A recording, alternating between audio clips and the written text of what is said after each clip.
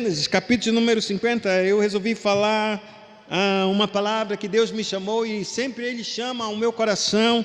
Esse verso 21, quando a Escritura diz assim, os consolou e lhes falou ao coração. Eu acredito que essa é a palavra mais preciosa da Escritura Sagrada. Porque ela é mais preciosa, porque quando Deus fala conosco, e Ele fala ao nosso coração, ou seja, quando Ele fala exatamente aquilo que eu quero ouvir. Coisa estranha, né? Porque durante tanto tempo a gente quer só ouvir coisas boas, e a gente não quer ouvir ninguém dizendo para a gente que a gente está errado, que a gente tem que mudar, que a gente tem que se converter, que a gente tem que mudar a rota, fazer alguma... A gente não gosta de ouvir. Mas interessante é que Deus, Ele consolou com as palavras preciosas, com aquilo que realmente o nosso coração precisava ouvir. E é sobre isso que Gênesis ele está tratando. Desde o dia em que Adão e Eva caíram, Deus tem falado ao coração do homem. Ele tem consolado o coração do homem. A Bíblia vai falar em Gênesis capítulo todo o livro de Gênesis é um retrato, claro, para a gente entender o que aconteceu atrás, no início, nos primórdios, e como nós estamos hoje, e por que nós estamos onde nós estamos hoje. Deus ele tem sempre conduzido o homem nos seus caminhos para que ele pudesse entender que Deus é bom, que Deus é gracioso, que Deus é doador de todas as coisas, que Deus não é um tirano, que não limita a nossa liberdade, pelo contrário, Ele dá limite para que nós tenhamos liberdade. Não existe liberdade sem limites, toda liberdade nossa é baseada, é condicionada nesses limites. E os limites são verdadeiros, porque a palavra de Deus é verdadeira. Deus nunca nos proibiu de amar, mas te proíbe odiar. Porque no amor não há limites. Não há como você restringir o teu coração em uma manifestação de amor, claro, para o seu marido, para a sua esposa, para o seu filho, para a sua mãe, para o seu pai. Nada que você venha fazer é demasiadamente grande. Não há limites para o amor. Para você manifestar esse amor com graça, com misericórdia, com honra, com cuidado, não há limites. Mas para o pecado, Deus sempre colocou limites. Colocou para que a gente não traspassasse e não saísse do amor e entrasse no ódio, entrasse na raiva, entrasse em pecados. Por isso a verdade é a nossa baliza, é onde é o trilho em que o trem caminha. Qualquer lugar que esse trem for, ele tem de ir por esse trilho. Se ele sair desse trilho, ele não anda mais. E o caminho que Deus tem nos instruído é o trilho da sua palavra. Para que a gente possa correr, andar e chegar nos lugares que Ele desejou para nossas vidas. Mas desde Gênesis, Deus tem trabalhado o coração do humano e o homem não consegue entender isso. Ele cai em Gênesis e Deus, então, Ele resolve cuidar deste homem. Um homem que não pediu perdão para Deus. Mas que Deus foi até Adão, perdoou o seu pecado, cobriu ele com vestes e deu uma promessa para ele. Eu vou levantar um redentor. Eu vou levantar um homem que será capaz de redimir a tua vida, redimir todos os homens. Mas ele vai pagar o preço por essa redenção. Ele vai dar a sua vida para entregá-la a você. A partir de então, Gênesis começa após a queda, capítulo número 3, e é só uma sequência de catástrofes que nós passamos a ver. A sequência é tão grande que ele divide o livro de Gênesis do capítulo número 11, é Deus tratando com indivíduos. É tratando com a humanidade geral, completa, e o homem tem que entender aonde está essa humanidade, que cada vez está mais distante de Deus e não se importa com Deus. E aí então a gente tem um dilúvio, que é como se fosse Deus dizendo assim mesmo, vai dar um basta aqui, e vou refazer a humanidade, vou recriá-la novamente, para que quem sabe agora, com uma geração que me teme, possa ter filhos, e filhos dos filhos tementes a Deus. O resultado é que quando sai do dilúvio, quem o primeiro a pecar é o próprio patriarca Noé. E logo depois vem seu filho, e assim a história segue. Então, até o capítulo número 11, Deus tem trabalhado com isso, com a humanidade geral, e aí Ele resolve, disse, não vou mais trabalhar com a humanidade toda. Vou chamar uma família, e por meio dessa família eu vou começar a construir uma nação para mim. Vou começar a construir um povo para mim, que por meio desse povo eu abençoarei. todos os povos da terra. E então no capítulo número 12, Deus começa a fazer uma diferença e escolhe um indivíduo e começa a tratar com esse indivíduo como família, e ele trabalha nessa família, chegando até o capítulo número 50. A partir de então, Deus, desde o capítulo número 12, ele está tratando com indivíduos específicos, para que a bênção do Senhor possa chegar a cada família da terra. Pois assim Deus chamou Abraão: sai da tua terra, do meio da tua parentela, da casa dos teus pais, e vai para uma terra que eu te mostrarei. Farei de ti uma grande nação, e por meio de ti, do teu descendente, abençoarei todos os povos da terra. Te abençoarei. E assim foi. Abraão saiu e obedeceu a Deus, e a gente conhece a história. De Abraão veio Isaac, Isaac foi repetida essa mesma promessa. De Isaac veio Jacó, e então veio as 12 tribos de Israel. Nessas 12 tribos de Israel, Deus escolheu José para abençoar todas essas 12 tribos, e Judá para ser a semente, aquele a quem haveria de vir o prometido, o Messias, no caso, Jesus Cristo, que é descendente da tribo de Judá. E então, a gente chega no capítulo de número 50, ou melhor, no capítulo de número 49, o último patriarca, Jacó. Abraão, Isaac e Jacó. Jacó morre, depois de abençoar os seus 12 filhos, os 12, aqueles que haveriam de ser as grandes tribos de Israel, as 12 tribos de Israel, uma nação completa, uma nação perfeita, entre aspas, uma nação que está realmente aliançada no propósito de Deus e caminha com os olhos da fé. Depois que Jacó lhe abençoa cada um dos seus filhos, então a Bíblia declara que ele recolhe para sua cama os seus pés, expira e morre. E ao morrer, os seus 12 filhos estão diante dele. Os 12 filhos estão vendo o patriarca, o último, cair. Porque agora Deus não se manifesta mais como se manifestou a Abraão, como se manifestou a Isaac e como se manifestou a Jacó. Deus não fala mais com esses indivíduos, com os outros 12 homens. Ele fala através da palavra que ele imprimiu no coração de Jacó. E é assim que se dá a sua bênção, e assim ele falece. Ao falecer naquele dia, a Bíblia declara que José se derrama aos pés de Jacó e chora abundantemente, porque ele amava demais o pai, assim como todos os irmãos. E a Bíblia declara que agora José, no capítulo número 50, ele entrega o corpo do seu pai para os médicos embalsamarem. E o processo de embalsamento era claramente, demorava 40 dias. Por quê? Porque Jacó pediu que José o enterrasse em Canaã, na sepultura que seu pai, ou melhor dizendo, seu avô havia comprado, na caverna de Macpela, na terra de Mani. E assim, ele não podia transportar do Egito até Canaã, sem que o corpo deteriorasse. Era necessário um embalsamento. E ao embalsamar, levou-se 40 dias. Ouvi um relato a respeito desse tipo de embalsamento.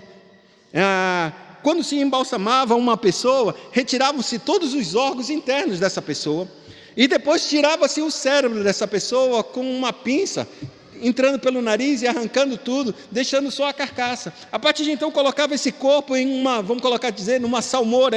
Era um processo de sal bruto mesmo, que faria com que todo o corpo dessecasse, ficasse seco. Uma vez que ele ficasse seco, esse processo durava 40 dias. Quando ele terminava, então, enfaixava-se esse homem em ninhos, em panos de linho fino, cheio de aromas. E agora a múmia está cheirosa.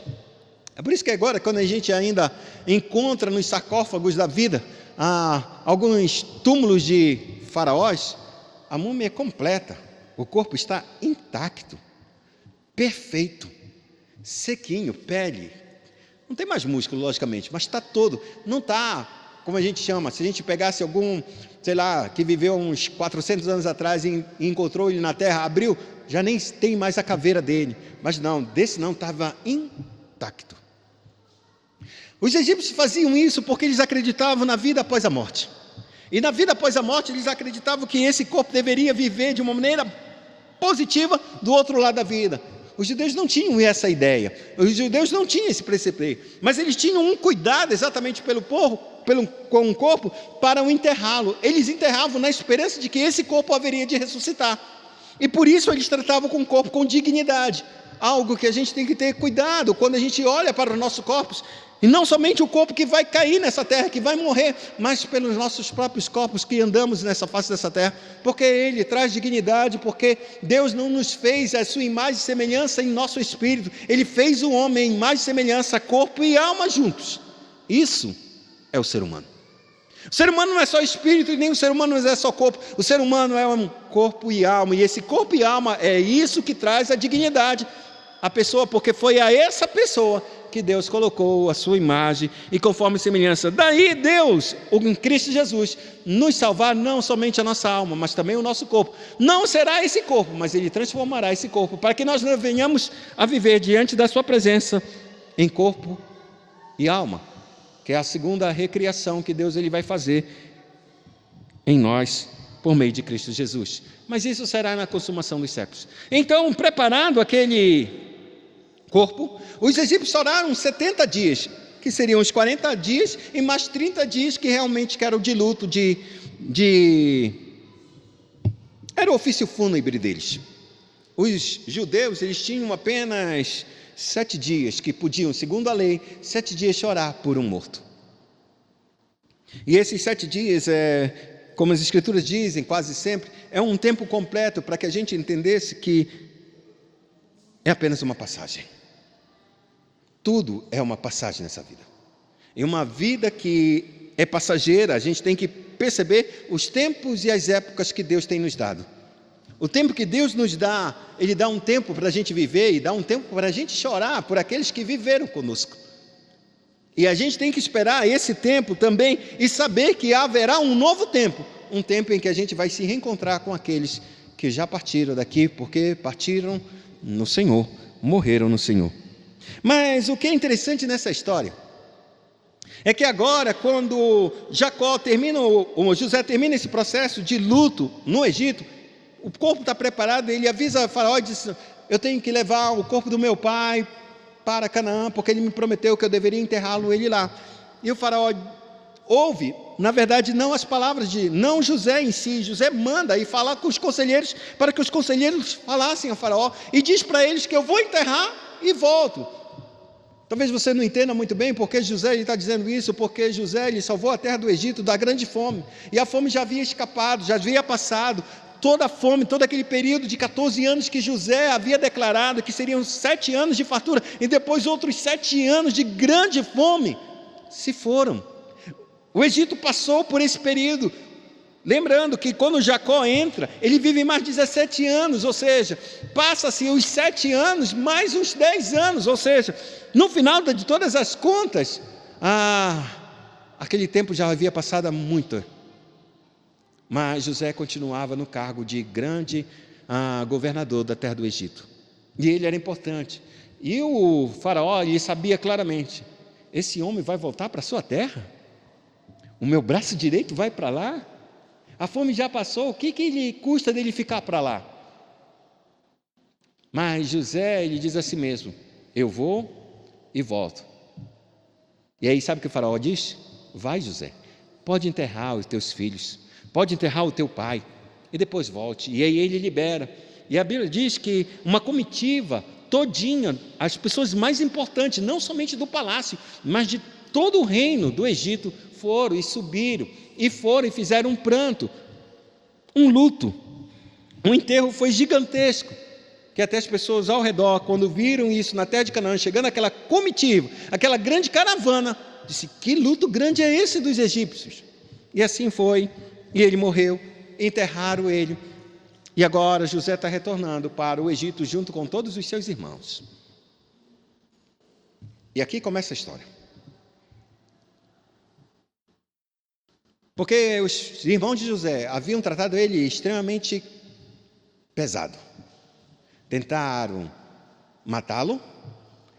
Depois se arrependeram da forma de: não, a gente não vai lucrar nada com a morte dele. Vamos vendê-lo como escravo. E venderam como escravo.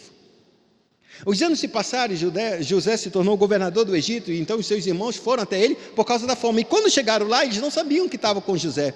Então depois José se revelou e disse: esse meu irmão, onde está meu pai? E fez as pazes com eles. Disse para eles exatamente: não temam, vocês me trataram mal, mas Deus... não foram vocês exatamente que fizeram isso. Deus me enviou por causa da maldade de vocês, para salvá-los, como se vê hoje. Fiquem em paz, venham todos para a terra, porque vai haver ainda muito tempo para a fome. E se vocês ficarem lá, vocês não podem ser salvos. E então os irmãos de José chegaram. Passado todos esses anos, o seu pai estava vivo. Então eles pensaram: José só nos tratou bem porque o nosso pai Jacó estava vivo. E para que ele não maltratasse o coração de Jacó, já que José amava demais Jacó, ele não queria ver a tristeza, ele nos tratou bem. Mas agora o nosso pai se foi. O nosso guardião se foi. Aquele que nos protegia de José fazer alguma coisa ruim contra nós, se foi. O que nós temos? E esse temor caminhou com eles durante todo esse tempo. Desde que eles entenderam que José estava com eles, que era José o governador, que era esse homem tão importante, por 17 anos, o perdão que José havia dado para eles, parecia que no coração deles não era verdadeiro. E isso é uma coisa que você tem que entender na sua vida. Você é capaz de acreditar no perdão de Deus? Será que você realmente é capaz de acreditar que Deus te perdoa? Perdoa os teus pecados?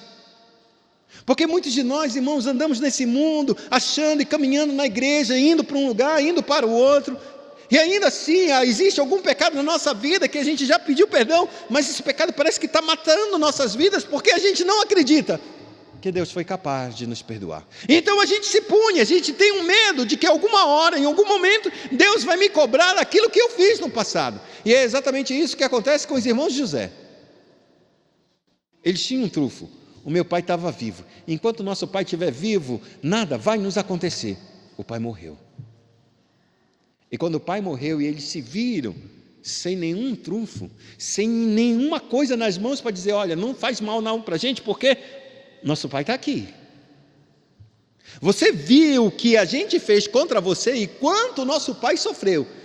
Não vai retribuir na mesma moeda que nós. Mas eles não podiam mais fazer isso. O pai havia morrido. E a Escritura diz claramente que então eles não quiseram falar com José. Eles pegaram um mensageiro e disseram assim mesmo: olha, enquanto o nosso pai estava vivo, ele nos disse assim, que era para você perdoar os seus irmãos, por todo o mal que eles haviam feito por você. Por amor de mim, perdoa os teus irmãos. E aí essa foi a mensagem que chegaram a José. Quando essa mensagem chega ao coração de José, a Bíblia declara que ao José, quando começa a ouvir essa mensagem, ele começa a chorar. Começa a chorar. E chora. E chora. E ao terminar de chorar, a Bíblia declara que os seus próprios irmãos agora chegam diante dele, se ajoelham diante dele. Somos os teus servos. Eis aqui por teus servos, ou seja, nós estamos nos colocando como teus escravos. É isso que a gente se coloca. Nós não temos nenhuma moeda de troca para barganhar qualquer tipo de bondade da tua parte, porque aquilo que a gente tinha, nós não temos mais. O que a gente pode fazer é: nos trata como servos. É interessante isso, porque quando esses irmãos se humilham e se prostram diante de José, se cumpre novamente o mesmo sonho que Deus havia dado para José: teus irmãos irão se prostrar diante de ti, não somente teu pai e tua mãe, mas também teus irmãos. E novamente isso acontece, e eles se prostram e dizem: somos teus servos. E aqui é a beleza dessa história. E a beleza dessa história, ele diz: não tem mais, acaso estou eu em lugar de Deus?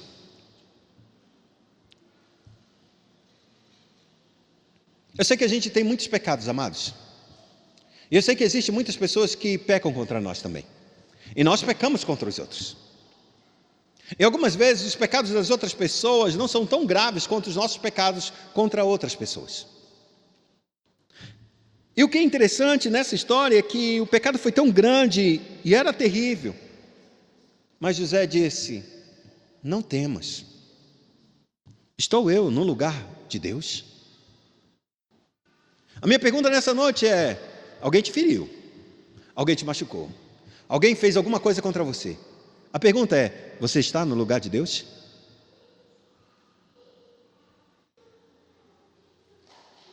para exigir reparação, para exigir justiça, porque tu és perfeito como Deus é perfeito? E essa é a pergunta que vai cercar a nossa vida, o resto da nossa vida, por toda a nossa vida. Está tu no lugar de Deus? Deste vida a essa pessoa que te machucou? Sustentaste essa pessoa que te machucou? O que tu fizeste para ela, para que exigir e colocar você numa posição de Deus? Pois é isso que José ele faz. Ainda que a gente não consiga ver muitos pecados, ou um pecado muito gritante no coração de José, a gente não consegue ver. Parece que ele passa a escritura toda como um homem perfeito, mas a gente sabe pelas escrituras que ele pecou.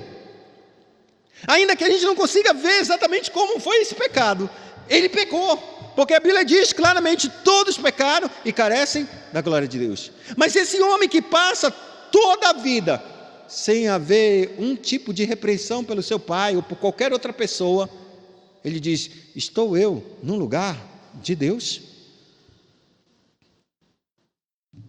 Isso não significa dizer que a gente passa pano nos pecados das pessoas. Não, isso não tem nada a ver. O que a gente faz aqui é exatamente colocar a tua vida diante de Deus. Porque qualquer pecado que é contra nós, primeiramente é contra Deus. E por isso a gente tem que entender que a gente não está no lugar de Deus, e a gente tem que dizer assim mesmo: o teu problema maior não é comigo, o teu problema maior é com Deus, porque um dia tu vais dar conta da tua vida, dos teus atos, das tuas palavras, com Deus. É com Deus o nosso problema. Então, quanto a nós, a gente tem que entender que nós não estamos no lugar de Deus para decidir quem vai para o céu e quem vai para o inferno. No nosso lugar, na nossa posição, existe uma coisa só: de manifestar misericórdia, como nós temos recebido misericórdia da parte do Pai. É isso que Deus, é isso que José se propõe. A misericórdia tem que alcançar nossas vidas, e não importa qual é o caminho que você está tomando na sua vida. O importante é que a figura do teu pai, a figura da tua mãe, a figura da tua avó, a figura de qualquer pessoa importante para você, e que você atenta para essa pessoa, saiba que o teu problema não é com ela. E não importa a posição que ela é de autoridade sobre você, o teu problema é aquele a quem dotou essa pessoa de autoridade. No caso, foi Deus. E aqui é interessante porque José ele diz: vós na verdade intentaste mal contra mim, porém Deus o tornou em bem, para fazer como vedes agora, que se conserve muita gente. Não temas, pois, eu vos sustentarei, a vós outros, a vossos filhos. Assim os consolou, e lhes falou ao coração.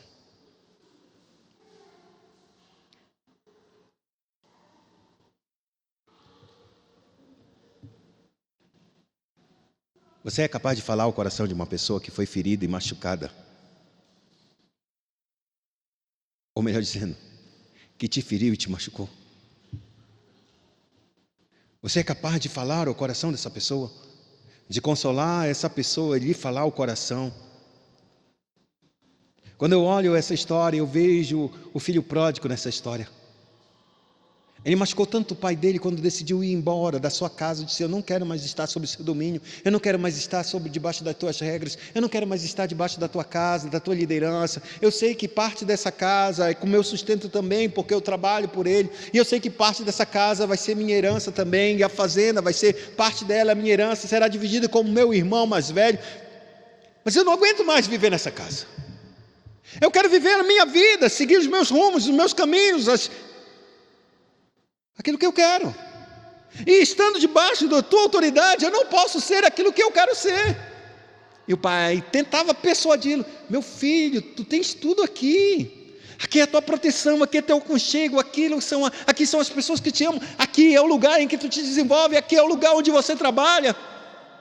Meu pai, isso aqui não é o mundo. Talvez você que é jovem esteja pensando assim: pai, não é só isso aqui o mundo, pai. Não é só Alto Paraíso que é o mundo, não, pai. Tem um Goiás inteiro. Tem Brasília, que é daqui a 2 horas. Tem o Rio de Janeiro, que é mais um pouquinho. Tem a Europa, Senhor. Tenha os Estados Unidos para cima. Senhor, o mundo é muito grande, meu Pai. A sua visão é muito pequena, é muito estreita. É uma liberdade muito maior para ir muito longe. Isso aqui não é nada, Pai. Você vai tolir a minha liberdade. Você vai destruir a minha felicidade, os meus sonhos. E o pai do filho pródigo não diz mais nada. O que tu queres, meu filho? Divide, dá-me a minha parte da minha herança. Como é que é, meu filho? Sim, me dá a parte que me cabe da herança. Mas eu estou vivo, meu filho. A herança para você era só quando eu morresse. Eu dividiria entre você e o seu irmão.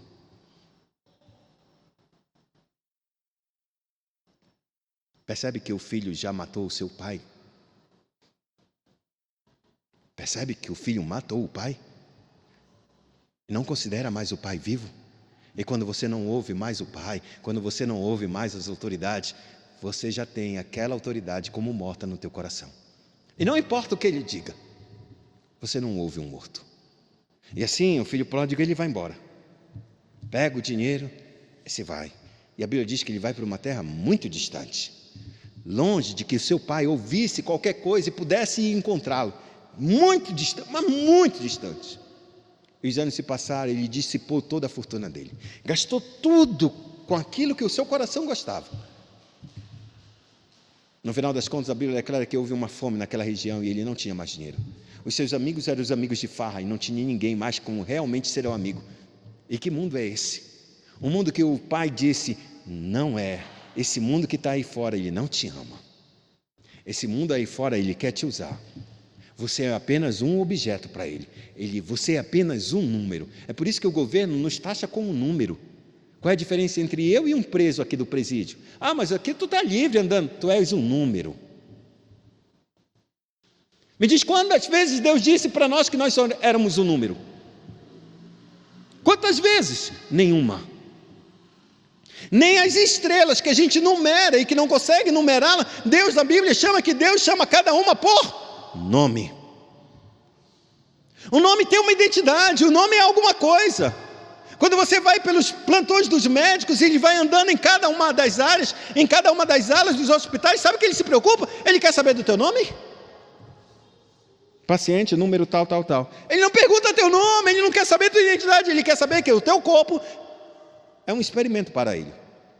Porque ele tratou na universidade que existe um corpo que é igual a todos os corpos, que tem as mesmas funções de todos os corpos, e ele trata apenas aquele corpo. Ele não quer saber quem você é.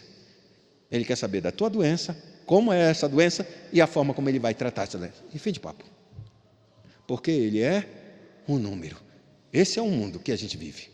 O sistema prisional é um número. Prisioneiro 345. Paciente 472. Não é isso que está numa fila? Número. Mas para Deus não. Deus traz uma identidade quando coloca-nos um nome. E então esse homem, esse jovem agora, ele está lá. A Bíblia é clara que ele não tem o que fazer, ele vai cuidar de porcos. E a fome dele é tão grande que ele deseja comer a comida dos porcos porque não tinha nada para ele comer. E nessa hora a Bíblia declara que ele abaixa sua cabeça e ele vê a miséria que ele se encontra. Então ele olha para os céus e diz, vou voltar à casa do meu pai. Porque quantos servos na casa do meu pai são muito melhores tratados do que eu. Vou voltar para a casa do meu pai, vou pedir perdão e vou dizer, Senhor, pequei contra os céus, pequei contra Deus e pequei contra ti. Não sou digno de ser chamado teu filho. Me trata como um dos teus servos. A Bíblia declara que ele se levantou e se foi. E quando ele estava a caminho da casa, ainda distante da casa, o seu pai o viu. E a Bíblia declara, enquanto ele andava, o pai corria. E o pai correu, encontrou, o abraçou, chorou sobre ele, o beijou, e é como se o filho empurrasse ele. Não, meu pai, não faça isso. Eu pequei contra ti, pequei contra o céu e contra ti. Não sou digno de ser chamado teu filho. Me trata como um dos teus servos. O pai disse, para. Tu estava perdido e foi achado. Tu estavas morto e agora tu reviveste. Servos, troquem a roupa dele, coloquem sandália nos seus pés, coloquem um anel, e bora matar um bezerro, e bora fazer festa, porque o meu filho voltou a casa e ele está vivo. A Bíblia declara que esse filho voltou ao lugar onde ele nunca deveria ter saído. E por que ele voltou? Isso não é uma pregação que a gente não saia da nossa casa dos nossos pais. Mas entenda que a autoridade dos nossos pais, ela se perpetua em cada casa que a gente forma como família. E aquela casa lá é essa casa em que a gente aprende que o mundo é realmente a nossa família. Um mundo realmente onde a gente encontra paz, alegria, felicidade, segurança, é dentro da nossa casa, é dentro dos nossos, é para os nossos. Qualquer coisa fora, por mais que a gente ache muito bonito e longe, não pense, não é felicidade, não é paz, não é alegria. Você não vai encontrar isso lá fora. E quanto mais você vai mais longe, pior fica a tua situação. E é exatamente aqui que José fala para os seus irmãos e diz claramente: eu não estou como Deus, e eu sei que vocês fizeram mal, mas o Deus transformou aquele mal em bem para conservar a vida de vocês. Voltem comigo para o Egito. Sei que a fome já acabou e as coisas estão um pouco melhores, mas vocês não precisam ficar aqui. Vamos voltar, porque a promessa de Deus é só depois de 400 anos que a gente vai voltar para cá. Então venham comigo, eu vou sustentar vocês e os filhos de vocês. E assim os consolou e lhes falou ao coração. E é isso que eu queria que a igreja pudesse entender nessa noite. Deus sempre fala aos nossos corações. Não importa quão errado nós estejamos e quão a gente pode ferir o coração de Deus. Deus vem até nós para falar e nos consolar, falando aos nossos corações. Porque um dia Deus enviou o Cristo. E esse dia em que Deus enviou o Cristo para falar aos nossos corações, a Bíblia declara que a gente o matou, o crucificou e nós o sepultamos. Mas aquilo que nós fizemos para mal com o Filho de Deus se tornou para o nosso bem, porque Ele ressuscitou dos mortos e por meio de sua morte, o seu sacrifício trouxe para cada um de nós vida e esperança para aqueles que creem. Hoje, o que Cristo está nos dizendo, um dia eu e você vamos estar diante dEle. E a pergunta é: será que Deus vai falar ao nosso coração? Porque um dia você pode se esconder. Você pode estar de corpo presente e pensando em outra coisa do que eu estou falando aqui. Está em outra dimensão. Não está nem aqui nesse culto, eu estou aqui de corpo presente, mas minha cabeça está bem longe.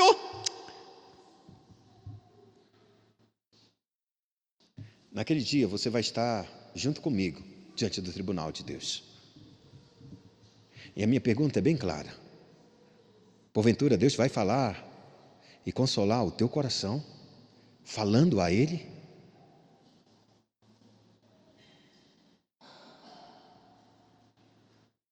Ou será que o tempo em que Deus fala ao nosso coração é aqui e agora? Deus quer sustentar a nós e a nossos filhos aqui e agora. Quer nos consolar hoje. Porque quando esse dia findar, amados, e o dia que eu falo é o tempo da nossa vida findar, acabou o tempo do consolo. É por isso que a resposta de Cristo é muito verdadeira e preciosa, ou melhor dizendo, o seu chamado: vinde a mim, todos vós que estão cansados e sobrecarregados, que eu vos aliviarei. Aprendei de mim, que sou manso e humilde de coração, e achareis descanso para vossas almas, porque o meu jugo é suave e o meu fardo é leve. Por 17 anos, aqueles homens carregaram o fardo de não se sentir perdoados por Deus. Eles aceitavam que eles estavam perdoados segundo alguma estrutura de pensamento no coração deles que faziam: eu estou perdoado, eu estou perdoado. Mas de fato e de verdade, nunca acreditaram no perdão de José. E assim como José chorou, assim Cristo também chorou para Jerusalém.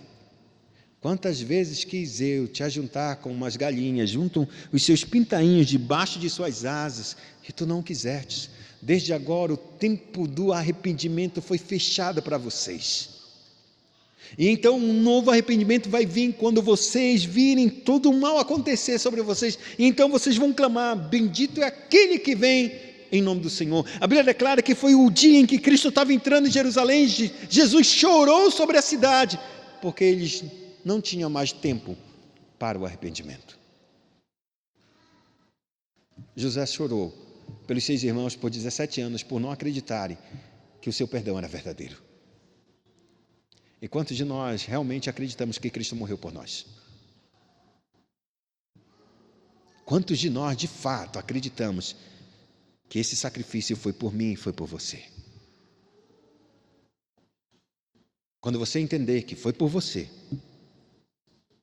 esse sacrifício vai consolar o teu coração. E o perdão de Deus será tão verdadeiro na tua vida, que o teu coração entrará em verdadeira paz.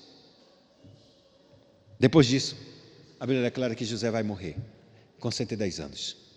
Aqui encerra a estrutura que Deus ele fez com os patriarcas.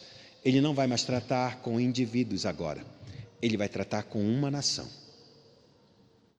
Tudo o que acontecer com essa nação será como um corpo e um espelho para a igreja durante todos os anos e para este mundo que agora nós estamos.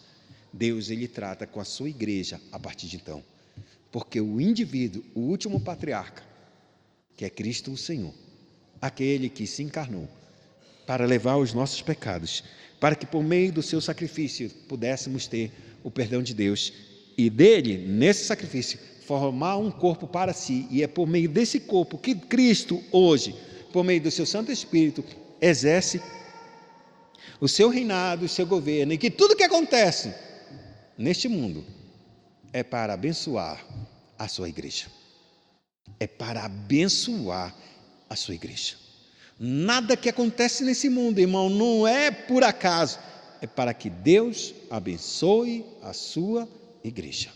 Porque enquanto a igreja estiver nessa terra, ela é o agente de Deus para abençoar todas as famílias da terra. Incline sua cabeça, feche seus olhos e oremos ao Senhor.